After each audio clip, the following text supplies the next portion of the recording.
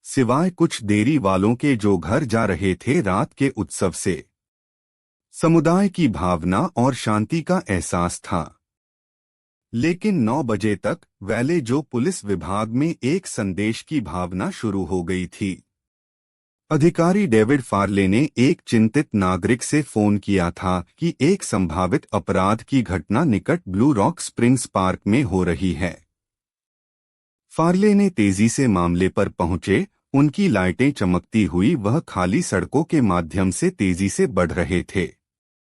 वहां पहुंचते ही उन्होंने एक कार को देखा जो पार्क से दूर जा रही थी। उसकी हेडलाइटें एक क्षणिक भयावह प्रकाश को सड़क पर फैला रही थीं। फार्ले के अंदाजे में कुछ गलत था। फार्ले ने कार का पीछा किया एक निकट सड़क पर, जहां उन्होंने एक युवा जोड़े को देखा। डोना लास और डेविड फाराडे अपनी कार में जा रहे थे।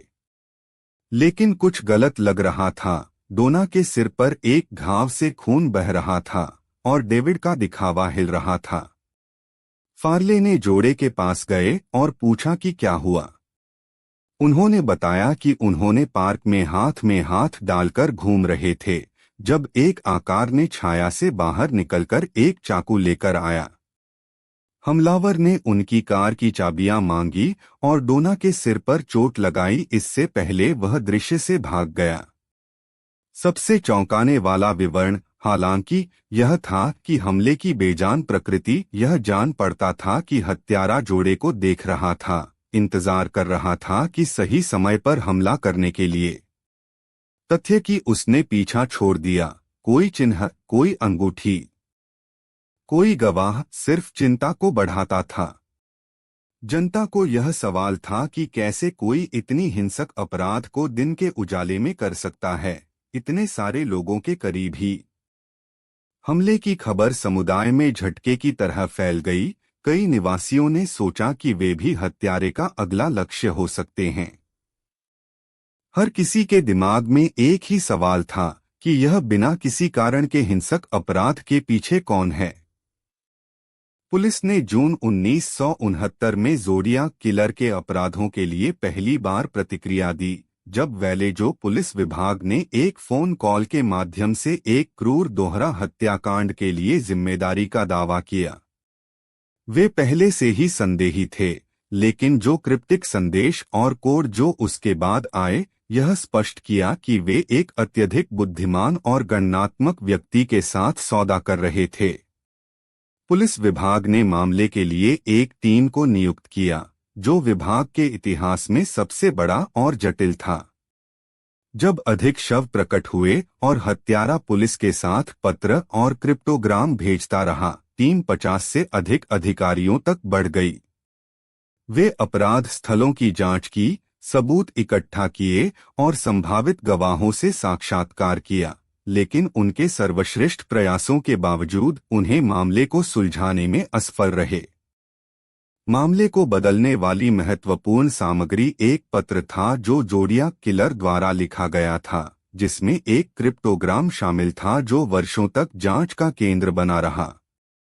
पत्र, जो जुलाई 1969 में सैन फ्रांसिस्को क्रॉनिकल को भेजा गया था, में एक संदेश शामिल था जो पढ़ता था, मुझे उम्मीद है कि आप मुझे पकड़ने के लिए बहुत मजा कर रहे हैं। मैं गैस चैम्बर से डर नहीं रहा हूं क्योंकि यह साबित करेगा कि मैं अपराध किया हूं। क्रिप्टोग्राम, जो बाद में एक युवा छात्र डोना विलियम्स द्वारा हल किया गया था, ने हत्यारे का नाम Z340 के रूप में उजागर किया, लेकिन यह पर्याप्त नहीं था कि उन्हें पहचाना जा सके। ज़ोडियाक किलर ने पुलिस और समाचार पत्रों को पत्र और कोड भेजता रहा, प्रत्येक एक नई जांच के साथ और अधिक लालची बनाता रहा। ब्रेक थ्रू के बावजूद पुलिस अभी भी हत्यारे को पकड़ने के करीब नहीं थे। जांच जारी रहने पर कई व्यक्तियों ने मुख्य संदिग्धों के रूप में उभरे, जिनमें आर्थर लीग एलन शामिल थे।